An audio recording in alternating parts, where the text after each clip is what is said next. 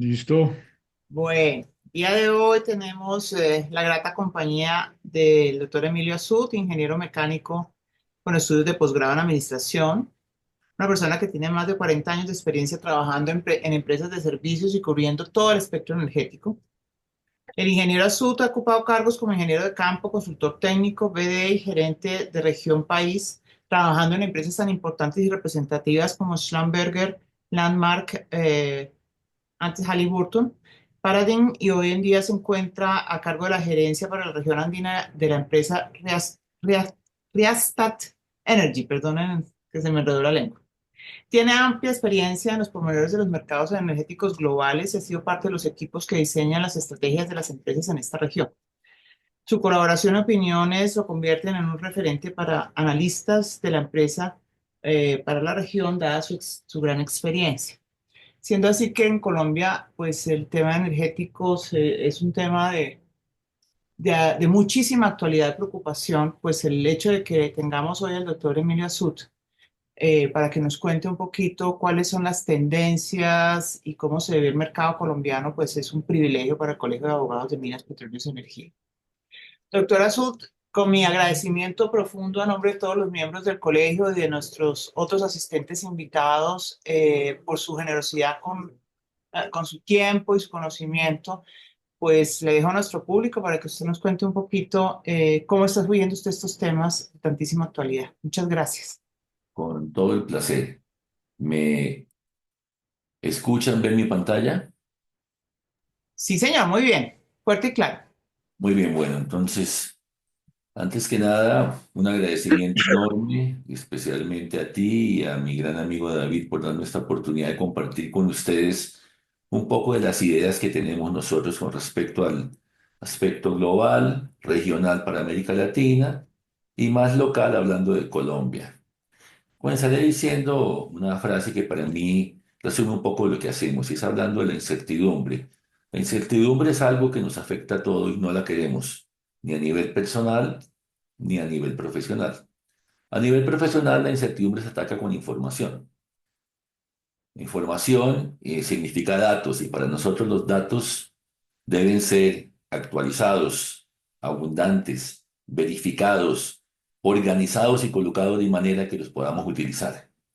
Nos gusta pensar que nosotros en Rystad, que somos una compañía de inteligencia de mercado global, hacemos eso para nuestros clientes.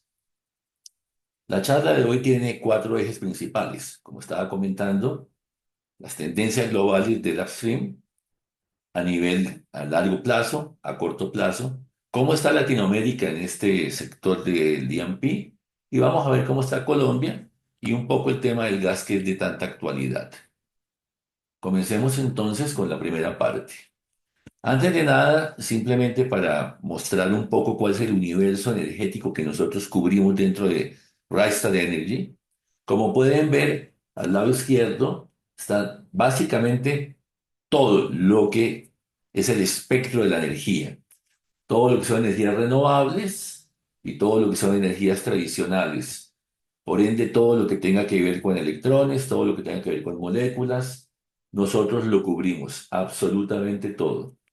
Importante que lo tengan en cuenta porque estos colores somos muy consistentes en su utilización. Vale decir, en cualquiera de nuestros productos, cualquier comentario, reporte, alert o cualquier cosa que nosotros publiquemos, siempre estaremos utilizando estos colores. Es importante que lo tengan en cuenta por las transparencias que vienen a continuación. Ahora entrando en materia, estamos pensando en energía todos los días y a un nivel muy como de cuál va a ser el futuro del mundo con respecto a qué va a pasar con la humanidad y todas estas charlas un poco filosóficas que se tienen con alguna frecuencia. Lo que nosotros estamos haciendo en esta gráfica es básicamente colocando cuál ha sido la historia hasta el día de hoy con respecto a la utilización de energía o cuáles son las fuentes de energía que nos permiten nuestra vida día a día y como ustedes pueden ver lo que comentaba de los colores, pues obviamente la mayor fuente de energía para nosotros son los combustibles fósiles. ¿Y cuál sería la expectativa hacia el futuro? En este panorama de 1.5 grados, este escenario de 1.5 grados de incremento de temperatura de épocas preindustriales hasta el año 2100, es el escenario que se planteó cuando se hizo el Acuerdo de París en el año 2015. Se estaba pretendiendo llegar a net zero emissions y eso va de la mano con un incremento de temperatura de no más de 1.5 grados. Si ese fuera el caso, ustedes pueden ver aquí muy rápidamente en los siguientes años qué tan rápido tendría que caer la dependencia de combustibles fósiles y qué tan rápido tendríamos que comenzar a depender de energías renovables. Esto implicaría una inversión enorme en minar coltán, cobalto, aluminio, litio y todos los productos más que puedan ser necesarios para poder generar esas plantas, esas granjas solares, esas granjas eólicas y todos los proyectos que implicarían un crecimiento desmesurado de este tipo de energías. Y la inversión la estimamos nosotros en cerca de unos 700 trillones de dólares. Hoy en el mundo no está nadie dispuesto a esa inversión. Para que se hagan una idea, el país motor de Europa, que es Alemania, lleva 2 años en recesión y ellos mismos, por supuesto, no han parado, pero le han puesto un freno a la transición energética por los enormes costos que esto implica y por la facilidad de acceso a los productos provenientes de actividades extractivas que ya lo tienen disponible. Nosotros en la empresa creemos más factible el escenario de 2.0 grados, vale decir, repito, 2 grados de incremento de temperatura de épocas preindustriales hasta el año 2100. Si ese fuera el escenario, ustedes pueden ver que la curva de declinación, o sea, la caída en la utilización de combustibles fósiles, sería mucho menos pendiente y la adopción de aquellas energías provenientes de fuentes renovables sería un poco más lenta que en el escenario anterior. Este es el escenario anterior, el escenario que nosotros proponemos. Existe un escenario más que hemos estudiado, que es el de 2.5 grados centígrados. En ese caso, por supuesto, la caída en la utilización y la dependencia de combustibles fósiles sería todavía menor y la entrada de los proyectos de energías renovables sería un poco más lenta. Yo aquí quiero hacer un paréntesis, vamos a hacer un marco un poquito histórico de esto que estamos hablando desde el punto de vista de todo lo que es la ciencia alrededor del tema. Si nosotros miramos cuál es el outlook de la población hacia el año 2050, que es a donde apunta tanto el Pacto de París como todos estos esquemas que estamos observando, según las Naciones Unidas, y esto todo lo pueden encontrar en un libro de un economista muy interesante, un economista polémico que se llama Martin Wolf, y el libro se llama La crisis del capitalismo democrático, donde él menciona que de acuerdo con las Naciones Unidas, hacia el 2050 seremos unos 9.700 millones de personas. En ese momento, la China y la India tendrán el 31% de la población, la África del Subsahel, de esa franja al sur del Sahara, será el 22%, los países en desarrollo, especialmente en el centro y el sur de Asia, representarán el 34%, y los países de renta alta solamente tendrán el 14% de la población mundial. Es más dramático si lo miramos desde el punto de vista del crecimiento de la población. Esto querría decir que de esos 1.700 millones más que habría de ahora al 2050, un 53% estarían viviendo en el África del Subsahel, un 29% en el Asia Central y del Sur, y solamente un 3% de incremento de población se vería en países de renta alta. Esto tiene una implicación muy importante porque los países de renta alta son países que ya son altos en el consumo energético per cápita. Si la población solo se incrementa en el 3% y estos países comienzan a adoptar, que son los que más rápido lo están haciendo, son los países que más rápido lo están haciendo, comienzan a adoptar energías renovables, es muy fácil para ellos de alguna manera no crecer en el consumo global energético. No así para los países de renta baja como los que estamos mencionando. Ustedes imagínense que en los países del Subsahel, a donde ahora en el 2050 tenemos un 53% más de población, Imagínense que tengamos el mismo consumo per cápita de hoy. Eso implicaría que en ese momento el consumo per cápita global tendría que incrementarse en un 53%. Y si nosotros queremos que la calidad de vida de estas personas en estos países que podríamos llamar menos desarrollados, que esa calidad de vida incremente, sin duda tendría que incrementarse el consumo energético per cápita. Si nosotros nos basamos en un gran estudioso, geólogo y estudioso de temas energéticos, como lo es Václav Smith y su libro Cómo funciona el mundo, él claramente nos muestra que del 2007 al 2022, año en que se publicó su libro, o sea, un periodo de 15 años, el consumo energético per cápita de la China pasó de ser un décimo del consumo de los Estados Unidos a un tercio. Por ende, si eso nos sirve como ejemplo, no hay manera que podamos pensar en una mejora en la calidad de vida sin un incremento del consumo per cápita en los países de poco desarrollo. Sin embargo, y me perdona la calidad de la transparencia, pero esto lo saqué del mismo libro que les comenté de Martin Wolf. Si miramos al lado derecho, y nos ponemos a ver cuál ha sido el efecto de la industrialización en la pobreza extrema, en los últimos 200 años podemos ver que de un 80% de población viviendo en pobreza extrema, ahora estamos pasando, aquí habla de más o menos un 10% menos. Si ustedes entran a internet en cualquier buscador y colocan pobreza extrema, verán que aparece el número de 1.100 millones de personas. Es dramático, es enorme, tendremos que hacer lo que sea necesario para que esto se reduzca. Sin embargo, sigue siendo mucho menor que lo que era hace 200 años. Y esto va unido con la expectativa de vida, que en el año 1800 estaban alrededor de 30 años, en 1950, no tan lejos, yo nací en el 57, o sea que esto no es tan lejos, no es tanto tiempo atrás, sería 46 años y hoy por hoy estamos hablando de 71.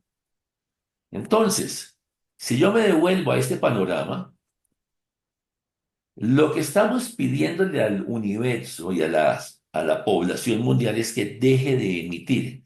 Hay otras teorías. Si uno se pone a pensar en lo explicado y lo expresado por personas como Thomas Malthus, con toda su tendencia de su filosofía malthusiana, este señor Thomas Malthus vivió hacia los finales del siglo XVIII, comienzo del siglo XIX. Él tenía una tendencia muy clara diciendo que nosotros necesitábamos decrecer en cuanto al consumo energético y en cuanto al consumo de alimentos, porque según él el consumo de alimentos estaba creciendo de manera geométrica, perdón, de manera lineal, el consumo y la población de una manera lineal. Iba a haber un cruce, iba a haber un choque, iba a haber una falta de suplementos, de alimentos, de elementos para la vida diaria. Y esas teorías no solamente las dijo él y murieron ahí.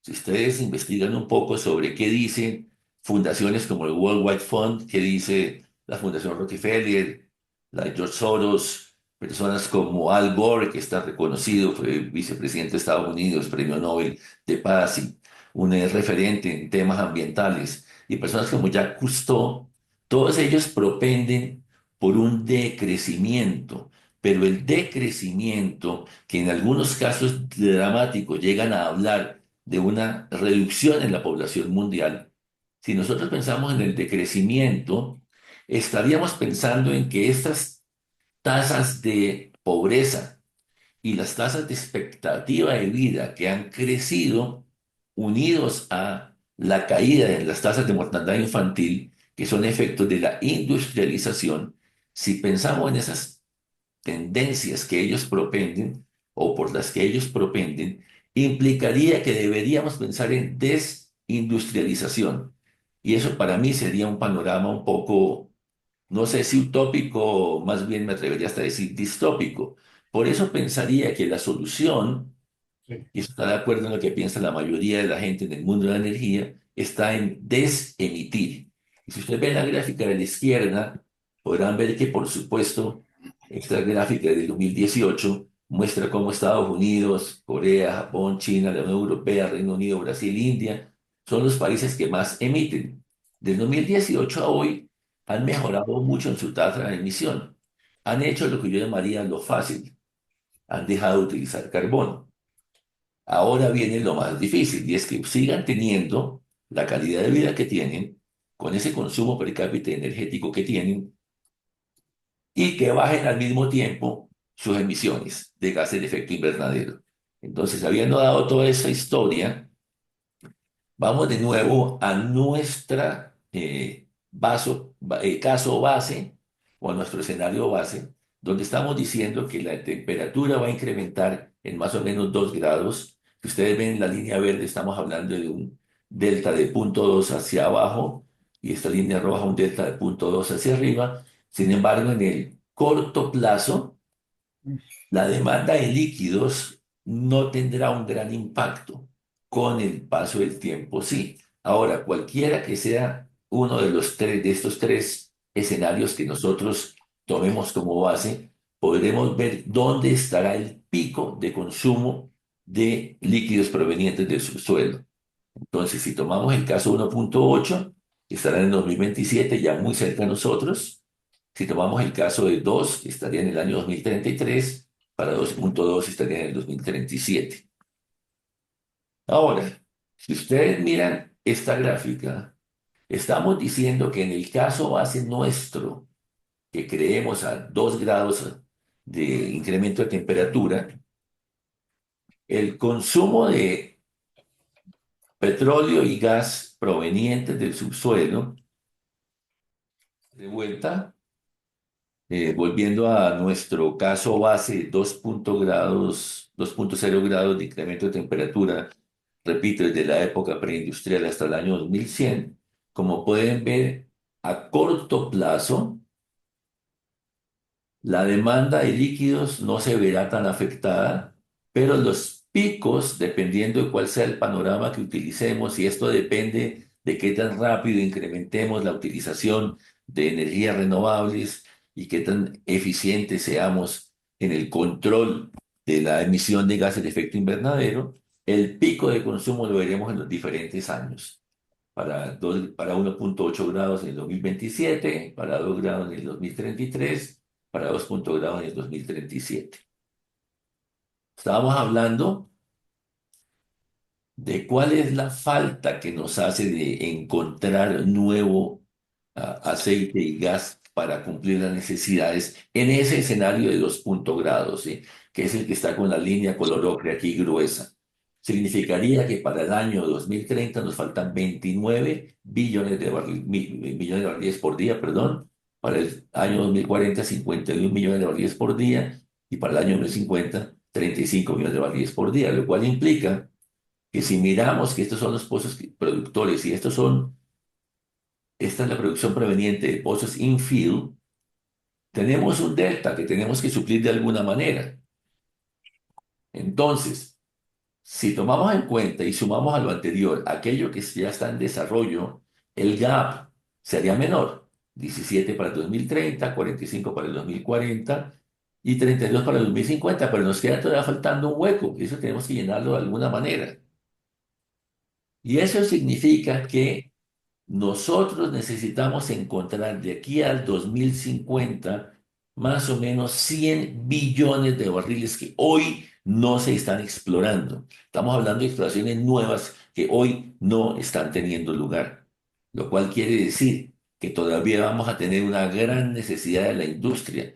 Y yo ya soy un hombre muy grande, pero para los que están en mi industria y que son más jóvenes que yo, que no se preocupen porque vamos a ser relevantes y necesarios por muchos años más por venir. Ustedes pueden ver en esta gráfica que estamos hablando que al 2050, en ese escenario de 2 grados, por lo menos vamos a estar consumiendo 50 millones de barriles por día. Por ende, todavía hay mucho trabajo para nosotros.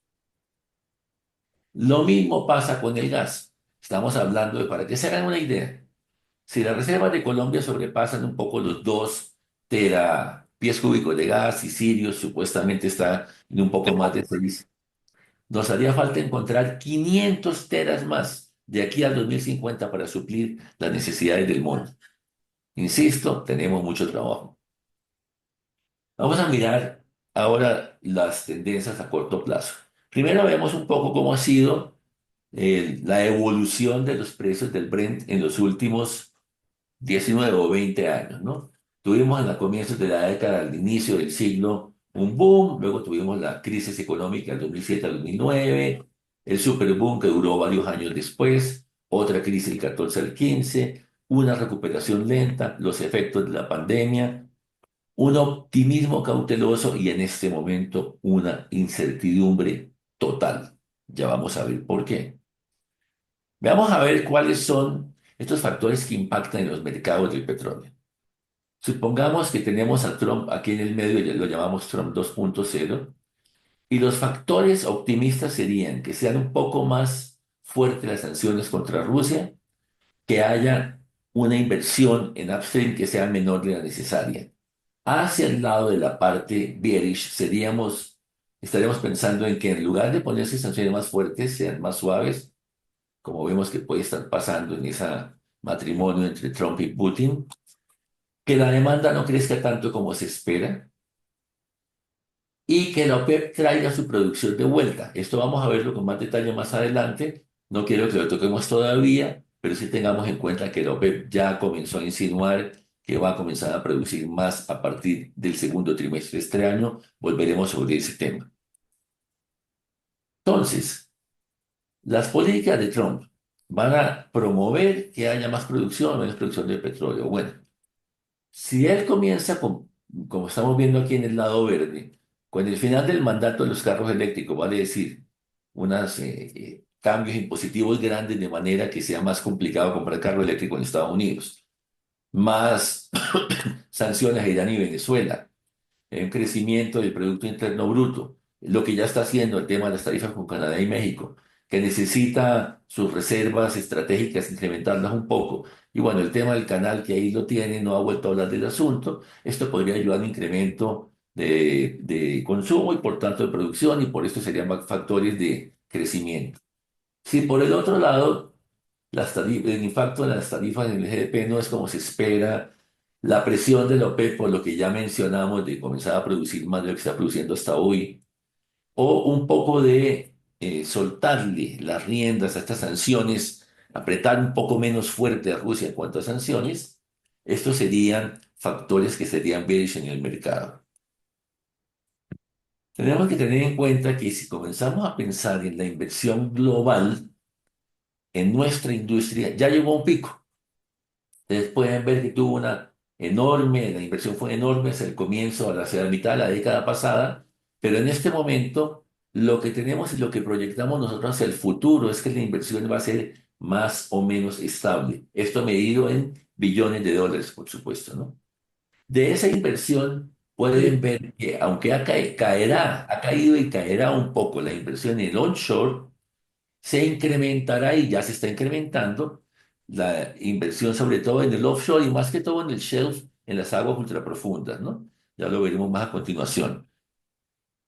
Y de esa nueva inversión, Latinoamérica cuenta con será el 12%, o sea, si nosotros pensamos en la tasa de crecimiento anual compuesta, la de América Latina va a ser el 7%, un poco menos que la de África, pero muy buena. Y el porcentaje de la inversión que se hará por región a nivel global será el 12% para América Latina. O sea, de nuevo, esta sería la inversión global. Aquí si lo estamos viendo en segmento de mercado y aquí si lo vemos geográficamente. Una pregunta que siempre es interesante es, ¿estamos invirtiendo lo suficiente? ¿Estamos invirtiendo lo suficiente para reemplazar el petróleo que estamos produciendo? Y la respuesta es que más o menos sí, porque ustedes pueden ver aquí por segmento la inversión los últimos 15 años. Estamos hablando de onshore, offshore shales, offshore aguas profundas, y lo que es el shale o tight oil, que en Colombia es lo que llamaríamos yacimientos no convencionales, y la línea negra es la línea de consumo. Entonces, como ustedes pueden ver, de producción, perdón, vamos, estamos más o menos alineados, estamos produciendo lo que se está consumiendo. Hace poco leí una noticia aquí en Colombia que decían que doblamos nuestras reservas. No, no, no, no, no. Lo que hicimos fue garantizar que más o menos consumimos lo que produjimos, lo que encontramos nuevo, perdón. Entonces estamos como igual, ¿no? Y es lo mismo que estamos mostrando aquí. Estamos encontrando de nuevo lo que estamos produciendo. De hecho, nos genera esto como resultado que la cantidad de petróleo disponible en el mundo sigue siendo más o menos la misma. Ahora, esto es muy interesante porque tenemos que tener en cuenta que las grandes compañías petroleras, si sacamos de lado las nacionales, las National Oil Companies, son compañías que son propiedad de inversionistas y los inversionistas quieren un retorno en su inversión. Entonces, si ustedes ven, la industria se ha vuelto realmente eficiente para tener un break-even price. Si bien ha subido un poco, y estimamos que suba un poco hacia adelante, va a seguir siendo muy interesante desde el punto de vista de inversión. Y aquí hago un paréntesis. Empresas como, especialmente las americanas, como Chevron, como Exxon, le han puesto un poco el freno al desarrollo de energías renovables porque recuerden, esas cuestan dinero. Y los inversionistas pueden ser muy altruistas y decir, vamos por el bien de la humanidad, pero yo quiero que mi inversión genere. Y para que mi inversión genere, necesito que se siga trabajando con petróleo y gas, que es lo que produce el mayor retorno, por lo menos hasta el día de hoy. Ahora, ¿está la industria generando una ganancia de lo que yo estaba hablando? Y si ustedes lo ven en esta gráfica, por supuesto que sí. El único año donde estuvo un poco grave, por llamar de alguna manera, el tema fue el 2015. Pero en todos los demás, desde el punto de vista de billones de dólares, las ganancias han sido maravillosas.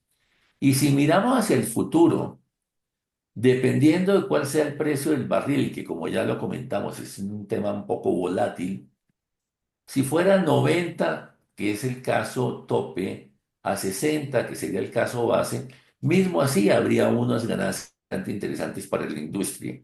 Entonces, que no se tenga miedo y se siga invirtiendo. Ese sería el mensaje. Ahora, el crecimiento estará, y ya está, lo estamos viendo, está pasando de lo que llamamos tight oil, o sea, yacimientos no convencionales como el Permian en Estados Unidos, Argentina, y se está desplazando hacia las aguas ultra profundas. Este es el caso de Brasil, que es de pronto el referente a nivel mundial en este tipo de yacimientos. Guyana, con todos los descubrimientos ya no tan recientes, pero que siguen siendo muy recientes, por supuesto. Y con ella va a su lado Surinam. Y Noruega. Noruega es un país que sigue siendo muy referente a nivel mundial con todo lo que tiene que ver con exploración y especialmente en aguas profundas. Para su información, Rystad, la empresa en la que yo trabajo, es una empresa noruega.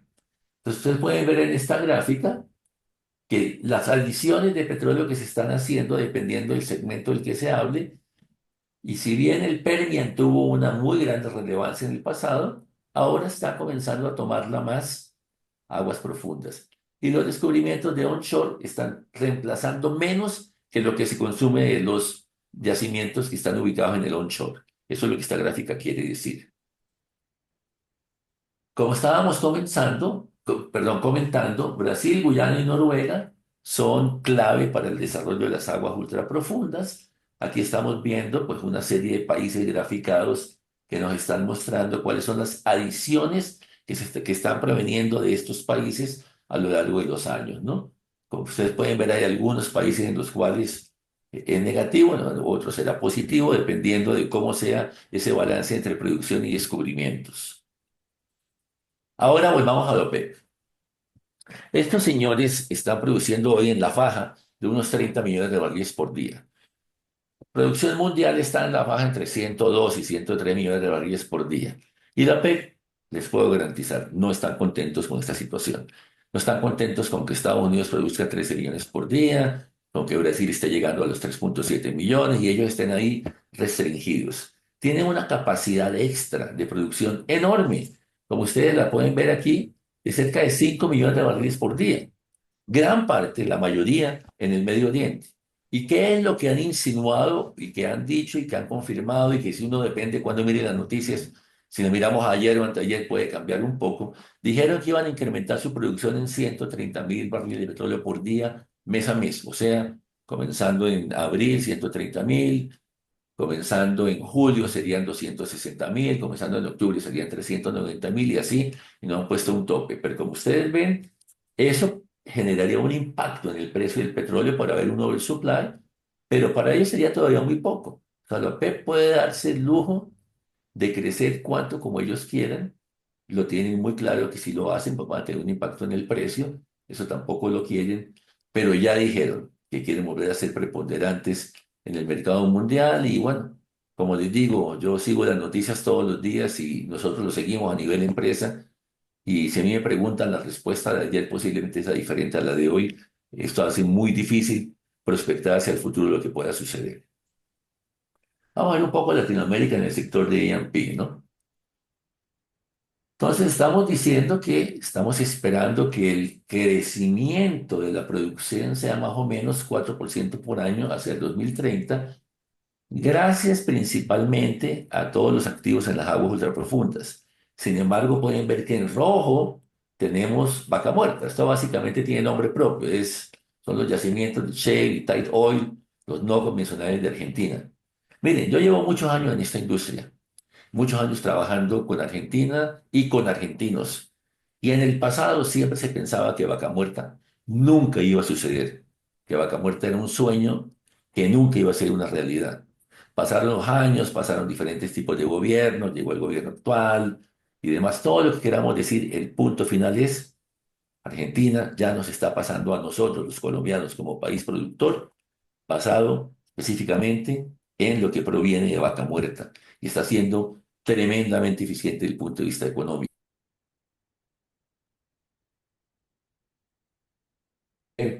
En colores, cómo está la proyección nuestra hacia el futuro, en los siguientes 5 años, y por supuesto lo que más está creciendo son las aguas profundas, ¿no? Y pueden ver que la producción ya nosotros estamos cayendo en el ambiente latinoamericano con respecto a lo que son los demás países de la región. ¿Cómo va a ser el tema de las inversiones, no?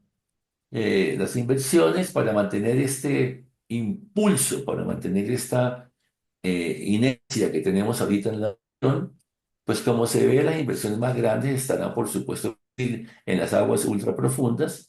México, que aunque ha diversificado su economía, por supuesto, sigue muy dependiente del petróleo. Guyana, básicamente, aguas ultraprofundas, su inversión. Argentina, pues la inversión básicamente en vaca muerta y algo del onshore. Colombia, casi todos son onshore, un poquito. Aguas profundas, bueno, ya hablaremos un poquito de Sirius y lo que viene en el Caribe colombiano, pero esto es más o menos una idea de cómo serán las inversiones para mantener ese momentum que tiene la industria en la región.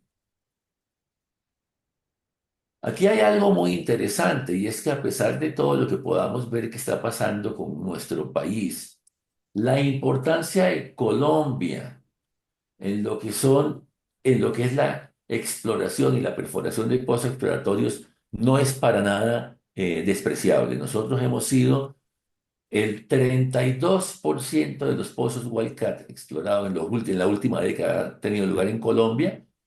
Y aquí se puede ver en esta línea el promedio está en 32.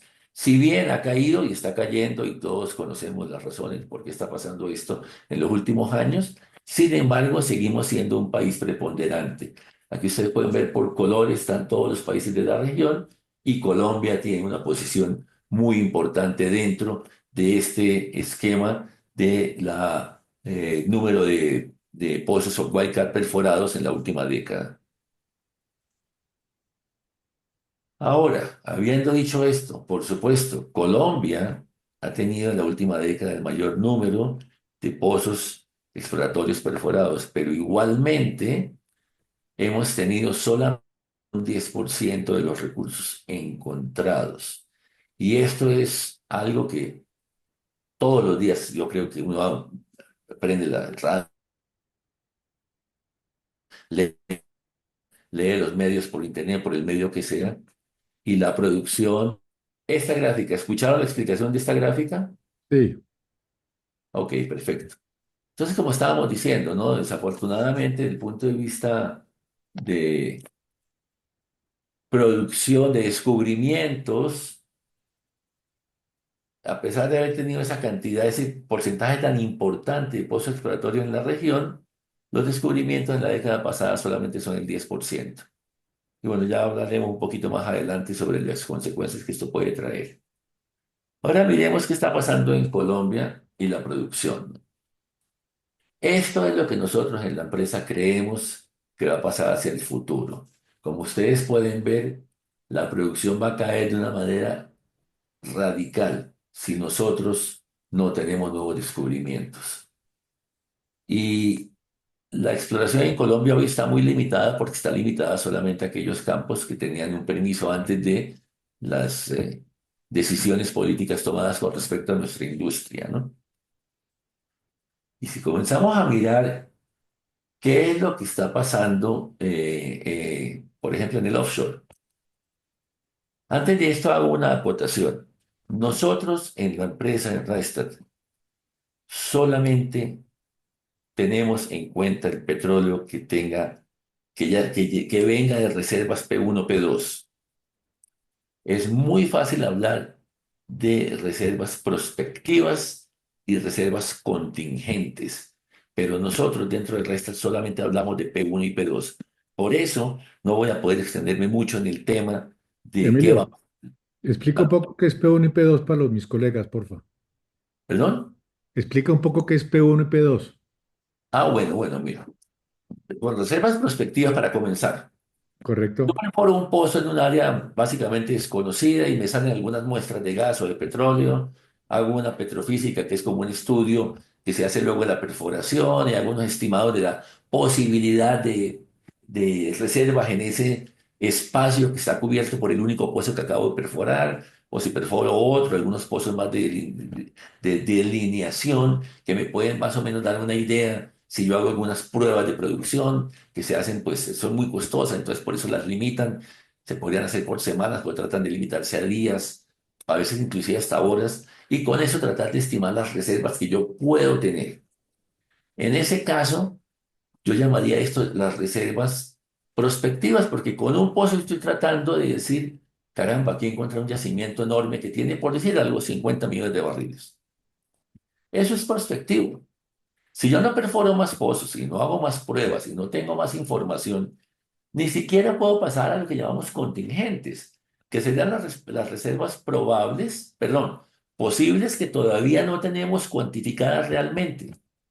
Cuando paso a reservas probadas, es cuando del monto que yo tengo estimado, lo multiplico por un factor de incertidumbre del 50% y me da reservas P2.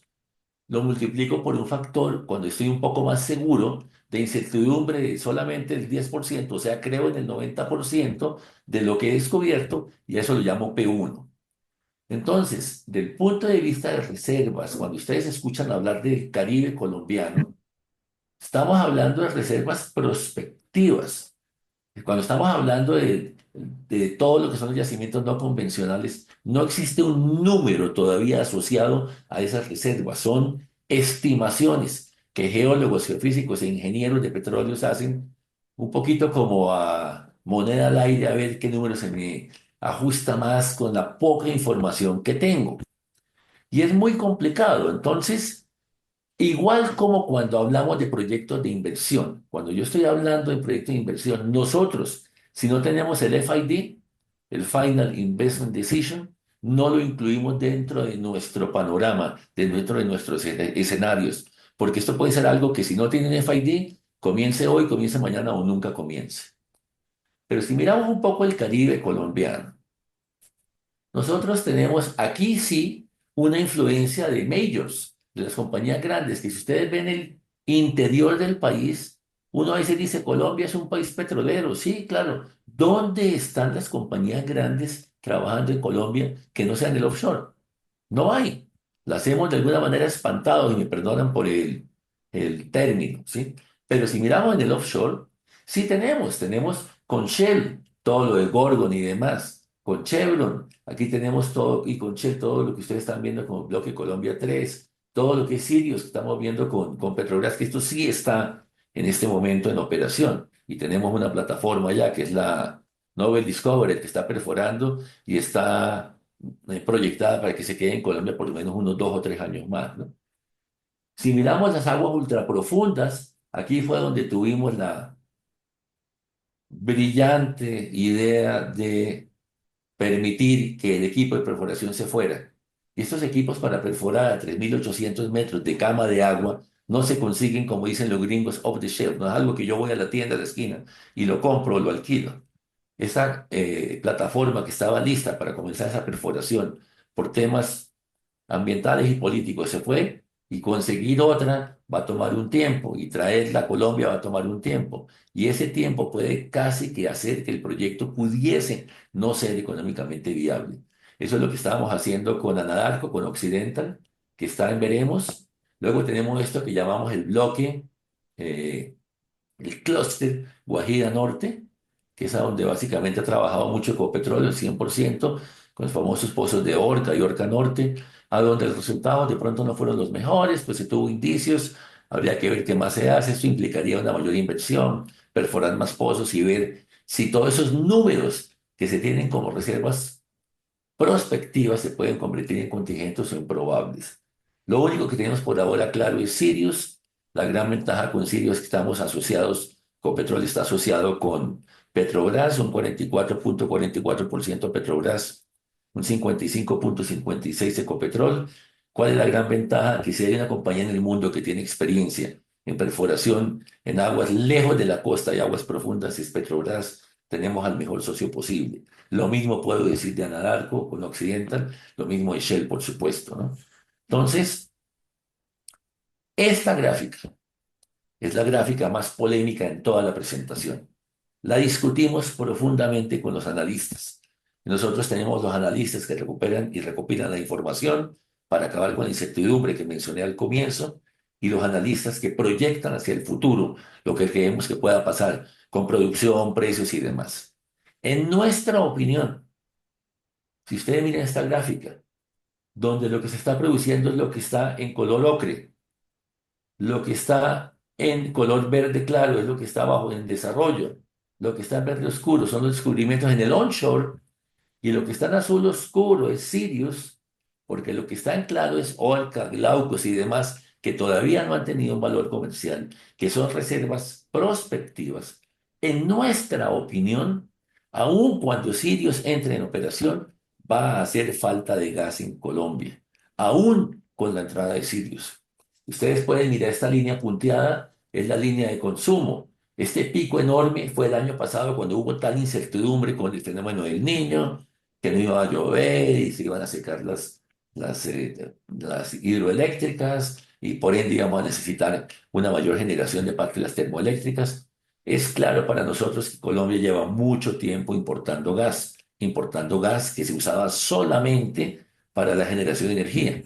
A partir de finales del año pasado comenzamos a importar gas para uso esencial que en Colombia lo llamamos, pues, que es transporte, industria y hogares. Y ese gas se va a tener que seguir comprando e importando para poder garantizar la seguridad energética. Que aquí hay dos términos muy importantes. Seguridad energética, garantizar que el país tenga la energía que necesita para su desarrollo y para su día a día. La autosuficiencia energética sería garantizar que somos capaces de producir internamente toda esa energía que nos hace falta para nuestro día a día. Aquí ustedes pueden ver en esta gráfica, en este color azul oscuro, cuál es el gap, cuál es el monto de gas que estamos teniendo que comprar cada día más y más, porque el consumo crece en Colombia, cada vez tenemos más hogares unidos a nuestra matriz. Si ustedes hablan con la gente de Acolgen o de Asoenergía, ellos podrán decirle que, por supuesto, el gobierno siempre ha dicho que no se preocupen, que va a haber disponibilidad de gas, que mueven sus matrices de carbón a gas, lo comienzan a hacer, y de pronto ahora les decimos y le decimos a la industria, no estamos tan seguros de que haya el gas, o el gas va a haber, pero va a ser costoso. Ustedes miran aquí, ¿qué sucede con el tema de la comercialización del gas? Si yo tengo contratos en firme, puedo comprar gas en Henry Hub, que es la tubería o el pipeline de distribución utilizado por el mercado de valores en Estados Unidos, por New York Stock Exchange, para tener sus parámetros de costos de gas. Ese puede estar entre $4 y $5, inclusive menos, el millón de BTUs. El producido en Colombia puede estar en el mismo orden, de 4 a 6 al día de hoy. Esos valores ya están cambiando. Nunca más, en mi opinión, volveremos a ver gas a esos valores. El valor importado a spot, precios spot, fácilmente está entre 14 y 15, o sea, 3 veces más que el precio del gas que podemos producir en Colombia hoy, del gas barato que se nos está acabando en este momento. Y por esto es que el precio del gas va a subir tanto. Cuando nosotros pensamos en que compramos gas barato en Estados Unidos, ese gas hay que llevarlo al puerto, hay que comprimirlo, hay que traerlo hasta Colombia, hay que expandirlo y llevarlo a los lugares de distribución y de consumo. Entonces, por eso, estar dependiendo del mercado spot es una absoluta locura. Nosotros deberíamos de tener contratos en firme y mantener los contratos en firme que tenemos, refrendarlos y continuarlos, porque si no, el precio del gas se va a subir y por ende la energía se va a subir profundamente. Miren, normalmente yo aquí terminaría la presentación. Pues si ustedes me regalan 5 minutos más por el tema ser tan importante, quería mostrar un poquito algo de lo que nosotros pensamos que puede estar pasando y que está pasando en Colombia. ¿Cuáles son las alternativas para gas en Colombia? Estamos hablando de un tema que es de importancia de todos los días. Una opción, traer gas desde Venezuela, el gasoducto Antonio Ricaurte. En este momento, Venezuela es un país que está con sanciones por el gobierno de Estados Unidos y con Trump se van a hacer aún peores. Es muy difícil para una empresa que cotiza en el mercado de valor en Estados Unidos, Nueva York, hacer negocios con un país, con unas empresas que están sancionadas. Más allá de pensar que el gasoducto debe estar en pésimas condiciones, tomaría un gran tiempo, por lo menos varios meses, si no un año, ponerlo en operatividad. Ecopetrol nos garantiza que tiene el gas que el país necesita, pero no para hoy. Seguramente hará falta un año, año y medio para que todos esos proyectos que se tienen de incremento, la planta de Gibraltar y demás, se pongan en operación. Va a tomar algún tiempo. Todo el gas que podemos encontrar en el Valle del Magdalena, hay muchos geólogos muy conocidos míos de toda la vida que creen que en el Valle Medio del Magdalena todavía hay mucho gas por encontrar, sin hablar de yacimientos no convencionales. La opción de que traigamos gas de países como Trinidad y Tobago es otra opción. Eso es posible. Entonces, todo esto es una realidad. Ahora, esta gráfica es una foto que me estoy atreviendo a mostrar de una presentación hecha por personal de la vicepresidencia del offshore de Ecopetrol el año pasado, en una presentación que se hizo en el Hotel Dan de la 104 con 15. No voy a decir el nombre de la persona que hizo la presentación, pero este robusto portafolio de Costa Afuera es lo que yo llamo reservas prospectivas, porque aquí estamos hablando de todas las operaciones que se han llevado a cabo y de unas reservas de, como pueden ver ahí, en el clúster norte de 2 a 5 terapiés cúbicos de gas, en el clúster sur de 2,5 a 7 y en el clúster de aguas profundas estamos hablando de otros 6. Estaríamos diciendo que aquí tenemos 20 teras más cuando las reservas del país están en 7 punto y poquito, en 6 punto y poquito, perdón, en 2 punto y poquito, si no sumamos todavía lo de Sirius. ¿Cuál es la contingencia con Sirius? Que cuando uno pregunta a la gente de Ecopetrol cuándo vendrán las primeras moléculas a la costa, la respuesta siempre es la misma, 3 años después de que la licencia sea aprobada. Tuvimos tantos problemas para perforar los pozos en Sirius a 30 y pico kilómetros de la costa. No quiero ni imaginarme donde la decisión sea traer ese gas vía un gasoducto que tenga que pasar por la costa, subir del mar a la superficie. ¿Qué va a pasar con las comunidades que van a quejarse por esto? Pero bueno, supongamos que todo esto se supera. 3 años de ese momento a que se traiga la primera molécula es agresivo. Sin embargo, tenemos a un socio maravilloso que es Petrobras, que tiene mucha experiencia. Yo tendería a creer que se puede creer en ese sueño de que tengamos gas proveniente del offshore del Caribe, de las aguas ultraprofundas perdón, del clúster norte, 3 años después de que se aprueben las licencias. Pero como ustedes pueden ver, los proyectos son muchos, los prospectos son muchos, las compañías involucradas son compañías importantes.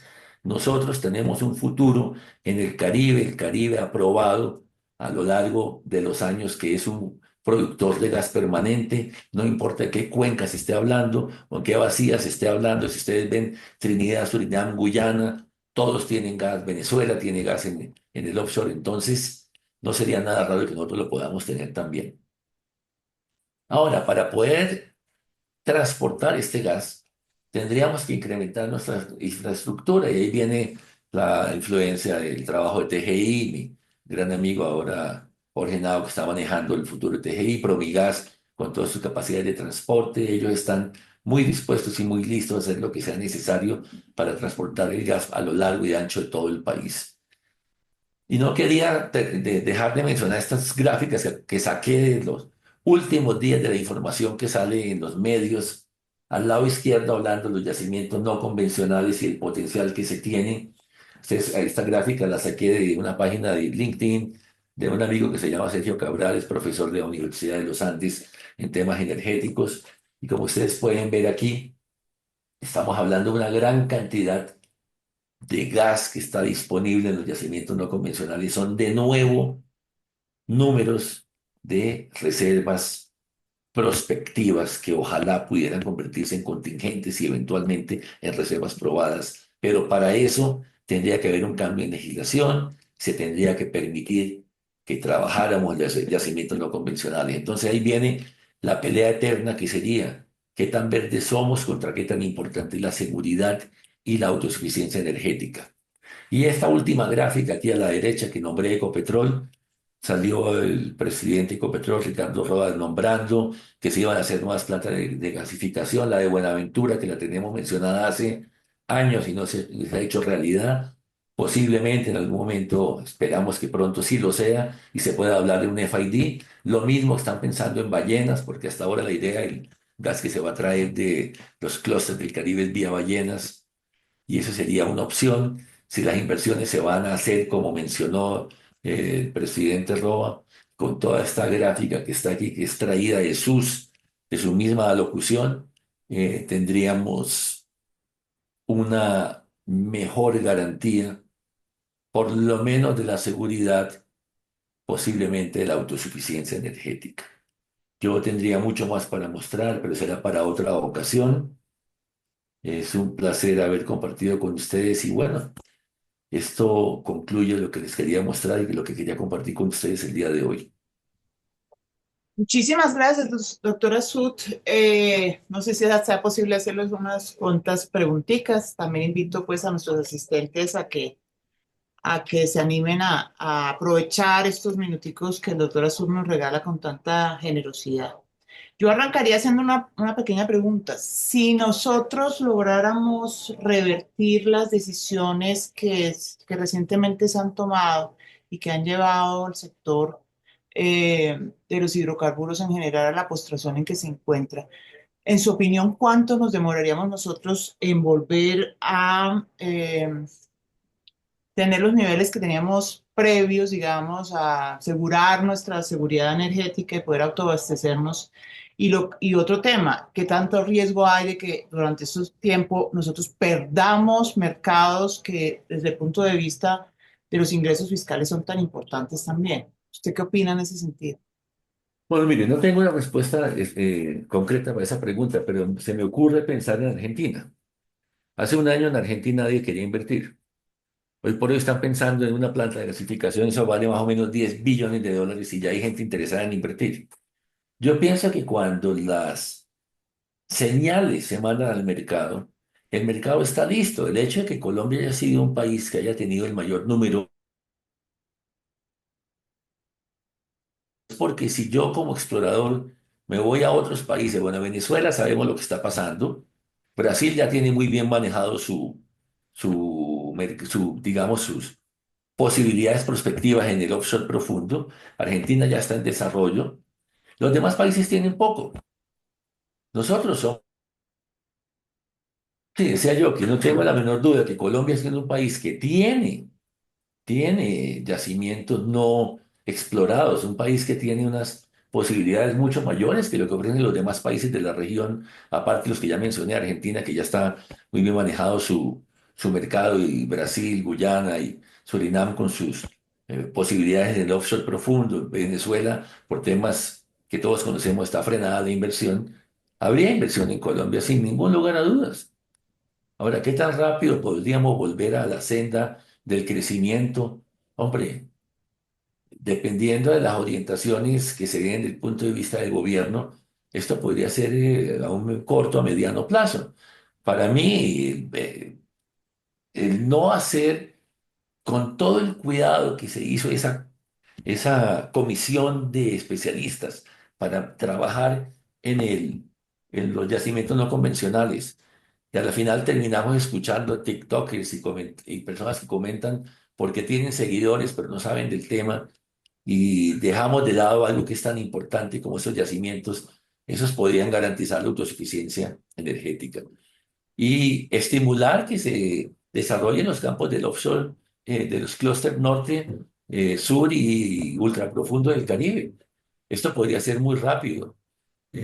Existe interés por fuera. Yo ando siempre en contacto con mis partners dentro de la empresa. Estamos mirando siempre la situación del mundo y especialmente de América Latina y Colombia sigue siendo un país que despierta un gran interés. Perfecto. Yo tenía otra inquietud. De todas maneras, pues sí estamos viendo que a nivel de políticas públicas en los países latinoamericanos, pues ha habido un cambio, incluso en Norteamérica con la llegada del presidente Trump hubo un cambio.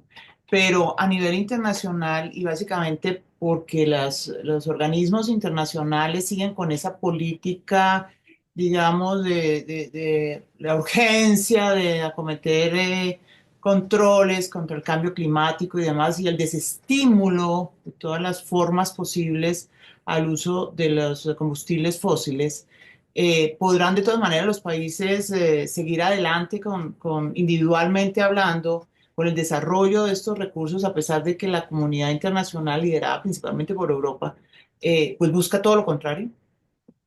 Bueno, fíjate lo que yo estaba comentando. Primero, trabajo con una compañía noruega. En Noruega te lo puedo garantizar. No han parado de explorar un solo día. Ahora, con el dinero proveniente del petróleo, es que están desarrollando las demás tecnologías. Países como Alemania, como comenté, están en una recesión. Han bajado el ritmo de la transición. Compañías como Chevron y Exxon, sin nombrar a BP, han mermado, le han puesto el freno muy grande al tema de la transición, porque los inversionistas quieren un retorno en su inversión. Presidentes como Trump en Estados Unidos, como Milei en Argentina, está frenando un poco este tema de la transición.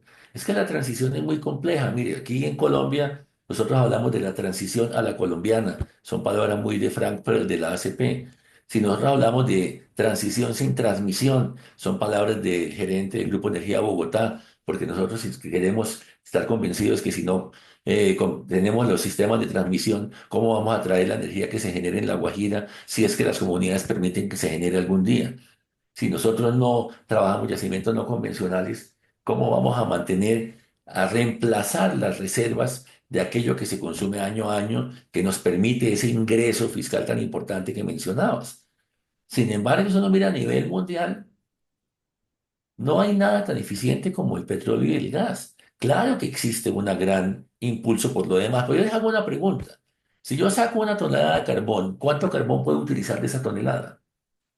Yo no soy experto en el tema, pero me imagino que una gran parte. ¿Cuánto litio tengo que minar para sacar el litio que necesito para hacer una batería? ¿Cuánto coltano? ¿Cuánto cobalto?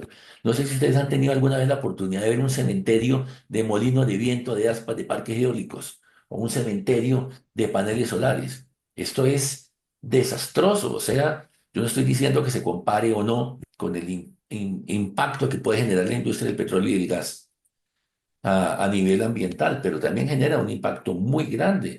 Yo no estoy seguro de que hoy tengamos una claridad de cuál sea el efecto en la generación de gases de efecto invernadero, de la generación de dióxido de carbono y de metano y demás, de todas estas tecnologías nuevas. Estamos diciendo que la captura de carbono está mejorando y estamos yendo en el camino indicado, pero tiene que ser paralelo a la industria nuestra. Y yo creo que el mundo se está dando cuenta, esto no es tan simple, esto no es simplemente apagar aquí y prender allá. Como estaba comentando, necesitamos 100 a 120 billones de barriles nuevos de petróleo que no se ha explorado de aquí al 2050. Y eso es con el escenario de 2,0 grados, que es un escenario bastante favorable, bastante casi que alineado con el protocolo, con el Acuerdo de París. Entonces, pretender irnos a teorías, por llama malthusianas y demás, eso sería muy arriesgado para el mundo, porque nos quedamos sin energía, nos echamos hacia atrás en el punto de vista de la industrialización Y entonces todo lo que hemos avanzado, como mencioné yo, en expectativas de vida, mortandad infantil, lucha contra la pobreza, se podría, no sé, venir un poco atrás. Entonces, no sé si eso responde la pregunta o deja más inquietudes. No, clarísimamente que sí. Y yo diría, yo haría un último comentario para que lo conversáramos, y es, ¿será que nosotros como industria sí estamos haciendo de manera adecuada la divulgación de la importancia de esos temas? Nosotros aquí en este petit comité de nuestro colegio y con nuestras posibilidades tratamos de concientizar a la comunidad en general sobre la importancia de estos temas. Pero ¿será que el ciudadano del común lo entiende? ¿Será que nosotros sí estamos haciendo lo que toca hacer para que se entienda que somos, que la energía es indispensable para la supervivencia de los países y de las comunidades en general? Mira, Adrián, el tema es un tema muy mediático. Hoy por hoy, hablar verde es muy bonito. Sí, eso vende. Yo hablaba con Sergio de la Universidad de los Andes y voy a dar esta charla, una muy parecida dentro de poco en la universidad. Y él me dijo, alístate a tener mucho rechazo porque los estudiantes solo quieren oír verde, verde. Eso es Mm. verdad. Hemos sido poco eficientes como industria para transmitir el mensaje de que sin energía no hay desarrollo. Y energía me refiero a energía en general. Y esa energía en general, un gran pedazo es la energía proveniente de las moléculas del subsuelo. No hay Digo, manera de que Rolita, eso lo podamos reemplazar inmediatamente. No hay es- cómo. Pero no hemos trabajando, sido hábiles. No hay por qué la gente lo aunque me dijeron que lo que Perdóname un momento. Claudia, ¿podrías no cerrar genera valor. tu micrófono? Claudia, por favor. Gracias. Sí, de pensar uno es que somos verdes, No, y uno de los muchachos de hoy, ¿no? Los carros y eléctricos. cuando Javier se junta, cuando Claudia, se juntan los Claudia, tres, Miremos si parece la que podemos el silenciar. jefe es Rodolfo y a los otros dos se les pega lo de... ya. Listo. Sí, Emilio.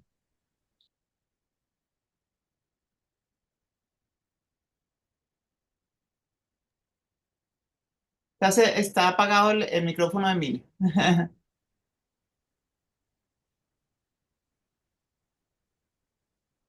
Porque sí, yo efectivamente creo que no estamos haciendo lo suficiente. Claro, claro. ¿Me escuchan? Ahora sí. Sí, Ahora sí. Sí, lo que te decía. Hoy por hoy eso es muy mediático. Entonces, inclusive nosotros en Rastad, si tú miras, dado que el petróleo es oscuro, en esa convención de colores que tomamos nosotros, donde yo comenté al comienzo que somos muy consistentes, el petróleo, el gas y el carbón son café oscuro, café y café claro. Mientras las energías renovables son verdes y azules, o sea, casi que hasta gráficamente estamos diciendo, esto es más bonito que esto otro, o sea, es, es muy curioso, pero sí, es un poquito falta de educación y yo creo que eso lo hacen muy bien las entidades como ACP, Campetrol, ellos siempre están propendiendo por luchar y por pasar el dato. Fíjate, por ejemplo, lo que le pasó a Naturgas hace una semana y media atrás. Una revisión de la super, o sea, porque están dando datos que no son reales. El año pasado yo recuerdo cuando decíamos, y decía Luz Estela, y decía todo el mundo, nos va a faltar gas para uso esencial. Y el gobierno decía, no, no, no, no. Y de un día para otro firmaron la autorización y comenzamos a importar gas. Entonces... ¿Por qué? Porque es mediático hablar de lo otro, es muy mediático hablar de que somos los cuidaderos del medio ambiente. Les digo una cosa, yo estoy leyendo en este momento un libro de un biólogo colombiano que se llama, estoy mirando aquí el título, Tomás Esteves Bianchini. Y Tomás de los que creen que el incremento de la temperatura global no tiene nada que ver con los gases de efecto invernadero. Y no es el único. Hay mucha gente que piensa que la temperatura se incrementa porque son ciclos geológicos. Y nosotros estamos castigando a la industria nuestra porque supuestamente su generación de gases de efecto invernadero son la causa del incremento de la temperatura, y mejor dicho, son el doomsday de la humanidad, ¿no? Y hay mucha gente que está con este señor que no creen lo mismo, que no creen nada en eso de build back better. No, ellos dicen, sigamos trabajando, sigamos explorando y trabajando con creciendo la tecnología con nuestros recursos, porque ese incremento de temperatura viene, sí o no, porque es un ciclo geológico. Yo eso no me atrevo a decir, no estoy tomando un partido, Pero al punto al que voy, eso suena feo. Y hablar de gas y petróleo suena feo, pero hablar de energías renovables suena, no suena muy lindo. Un comentario. No importa lo que pase el día de mañana a nivel gobierno, si hay un cambio, si hay cambio en las orientaciones. El esfuerzo que se está haciendo en implementar energías renovables aquí en Colombia, en biocombustibles, con hidrógeno, por supuesto solar y eólico, hasta nuclear, ese esfuerzo no se puede perder. Hay que continuarlo. Esa es la parte buena de lo que está pasando. Eso hay que seguirlo. Sí, estamos de acuerdo. Efectivamente, la posibilidad de diversificar las fuentes es indispensable, es clarísimo que sí. No sé si dentro del público hay alguien más que quiera hacer un comentario, que quiera hacer alguna pregunta, alguna otra pregunta, comentario, inquietud. Pues yo quería, pues con Emilio he hablado frecuentemente de estos temas en nuestro deporte preferido, pero quería hacer un par de comentarios, uno a nivel internacional y uno a nivel local. El primero, Emilio, nos decías que vamos a hacer 9.700 millones de personas que habitan este globo terráqueo. Va a haber un incremento de más o menos 1.700 millones de personas. Sí, señor. A esas personas hay que darles alimentación, hay que darle comida, que es la gran hambruna que tenemos. Y esa alimentación hay que generarla, lógicamente, en nuestros campos que viven necesariamente del petróleo. O sea, nosotros necesitamos el amoníaco para hacer fertilizantes y poder tener unos fertilizantes buenos para pues una comida eficientemente entregarle comida a esta gente. De resto, la hambruna se crecería. Por lo tanto, necesita el petróleo para poder generar estos fertilizantes eh, para darle de comer. Tenemos claro también que el otro elemento importante del mundo es el polipropileno. Yo para poder mover, primero para poder arar la tierra necesito el petróleo o la gasolina para que los tractores caminen. Luego que caminen y que se haga el cultivo, pues necesito empacar esos productos en bolsas, en elementos que son de polipropileno para llevarle eso al mercado. Y ese mercado lo llevan ¿en qué? En carros que van consumiendo combustible. Entonces, el incremento de la población nos va a generar un incremento de la demanda de comida, que es la hambruna que tenemos. Necesitamos fomentar la producción agrícola basado básicamente en el amoníaco, en el propileno, para poder darle de comer a esa gente y no se nos muere. ¿De acuerdo? Entonces, para mí es claro que así luchemos con los gases de efecto invernadero para tratar de reducir el calentamiento global, que la verdad el calentamiento global pues es una idea muy importante de lo que nos está pasando y mucha gente observa que eso va a caer el mundo. Hay muchos que dicen que el calentamiento global tiene un tema digamos, errado en el entender qué pasa con el calentamiento global, porque los científicos del calentamiento global no tienen en cuenta el agua de los océanos que baja ese calentamiento de 2 grados a menos y que no va a pasar nada. Que si hubiera pasado lo que había programado desde París, ya el mundo pues, estaría en una posición muy distinta. Entonces, concluyo para la parte internacional dos temas. Uno, pienso que el ejercicio de reducir los gases de efecto invernadero de cualquier fuente, llámese la agricultura, llámese la ganadería, llámese combustibles fósiles, pues hay que atacarla. Se atacarla con todo lo que estamos haciendo y eso es fundamental para reducir y minimizar, lógicamente, los gases de efecto invernadero. Y nosotros pues somos muy chiquitos frente al mundo general, ni China, ni Japón, perdón, ni Estados Unidos, ni los grandes han reducido tanto como querían. Y en el tema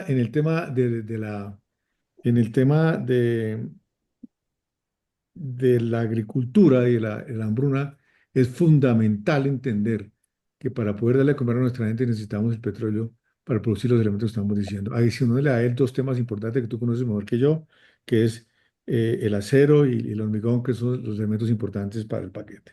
Ese es un comentario del orden internacional y del orden local. Quiero hacerte dos observaciones o dos señales que ha dado el gobierno. Una, el gobierno no ha dado la economía colombiana. La primera es ya Ocensa, o el oleoducto de Colombia, perdón, está convirtiendo el oleoducto a gasoducto, con el ánimo de importar gas de Coveñas hacia el interior. ¿Sí? Eh, eso uno ve claramente que la intención del gobierno, lógicamente, es traer gas. La planta de gasificación del Pacífico no se va a hacer. La gente tiene mucho pavor a eso. Estamos hablando de ahora una planta de propano ahí, uno de GLP. Y el otro punto es la ronda que sacó el gobierno de, ¿de qué? Del CPO4 ¿cómo se llama? Procesos de lanzamiento de procesos permanentes de activos productivos. El gobierno sacó el único bloque CPO7. ¿Qué está enseñando ahí el gobierno? Nos dijo en la presentación, es cero exploración, solamente aumentar la producción de los campos productivos. ¿Cómo interpreta el mercado esas señales? Muy grave. Muy grave porque eso no le da Voy por partes, ¿sabes? Primero, lo que comentaste a nivel internacional, tú sabes que estamos hablando de posiblemente el mismo autor que es Václav Smil, y si ustedes pueden ver cómo funciona el mundo, es un libro que recomiendo profundamente porque él habla de todos esos detalles. Es un libro que de verdad es un experto conocido sobre el tema. Y si ustedes tienen la oportunidad de escuchar alguna vez una conferencia de Scott Tinker, que es otro geólogo, explorador, orador, una persona maravillosa, a quien yo tuve la oportunidad de ver en vivo, él no habla de la transición energética, él habla de la adición energética, porque obviamente al incrementar la población y sus necesidades, va a ser muy difícil que nosotros logremos suplir todo lo que se necesita, no solo para que coman, para que mejoren su calidad de vida, lo cual Correcto. implica un incremento en el consumo energético per cápita. Va a tener que todos los actores trabajar, todos los renovables, no renovables. O sea, esto va a ser un reto bastante grande para nosotros, porque si no, entonces todo lo que Malthus dijo se va a hacer realidad y el mundo va a ser invivible. Eso es algo que es indispensable. Nosotros bien sabemos que para producir acero, para producir amoníaco y demás, es muy complicado producir acero si no se suben temperaturas a 4 o 500 grados centígrados o más. Eso no se consigue sino con diésel, con petróleo, con gas. No podemos conseguir amoníaco si no lo hacemos con el petróleo, eso es muy claro. Ahora, el punto de vista en Colombia, yo siempre he pensado que aquí nos volvimos como cinco perritos que están comiendo al mismo tiempo de cinco platicos. Entonces, cuando terminan de comer, comienzan a hacer rondas en los platos, a ver si de pronto el de al lado dejó un poquito. Entonces, Gran Tierra mira a ver qué dejó Yopayo, para ver qué dejó NG a ver qué dejó Parex a ver qué dejó Canacol, y así van como dándose las rondas y dándose, mirando, y Ecopetrol viendo desde arriba qué se queda, como pasó ahora con el tema del bloque este CP9 con Geopar y con Sierra Col. Entonces, a nivel por fuera, ¿qué es lo que pasa? Que dentro de América Latina no hay otros países que sean interesantes como Colombia, aparte de los que ya mencionamos, por supuesto. Entonces siguen mirando a Colombia porque algo de exploración se puede hacer en el momento. Y si las cosas cambian, esto va a ser interesante más hacia el futuro.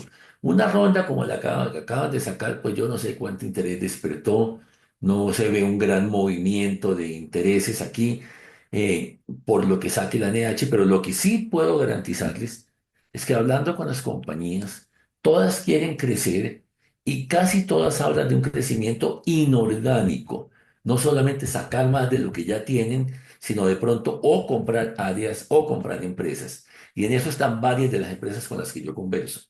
Entonces, yo pensaría que aquí lo que habría que tener es un poquito de paciencia.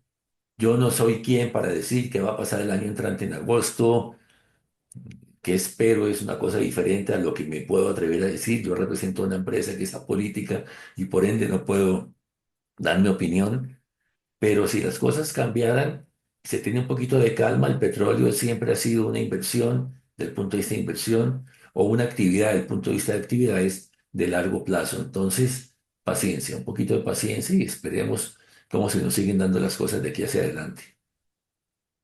Muy bien, Emilio, muchas gracias. Una recomendación o punto para mis colegas del Colegio de Abogados de Minas y Petróleo. Ustedes vieron claramente hace 2 semanas que el presidente mandó mensaje de urgencia para la ley antifracking por quinta vez.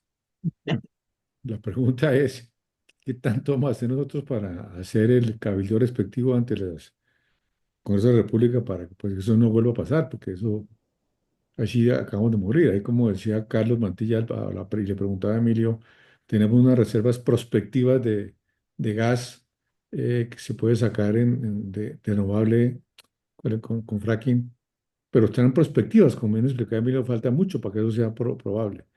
Y si la matan con una ley de esa, pues ahí quedamos Fritos. otra vez listos para arrancar de cero. Entonces sería importante como medida, digamos, rápida, como una recomendación para el colegio es estudiar algo que tengamos que hacer nosotros para acometer la parte política de la manera apropiada como la debemos hacer ante los congresistas para que ese proyecto no tenga un final feliz.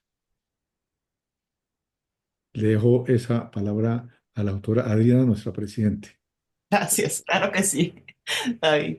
Bueno, no sé si hay alguna otra pregunta y si no, que sea la oportunidad nuevamente de darle nuestros agradecimientos profundos al doctor Emilio por su generosidad con el tiempo y el conocimiento.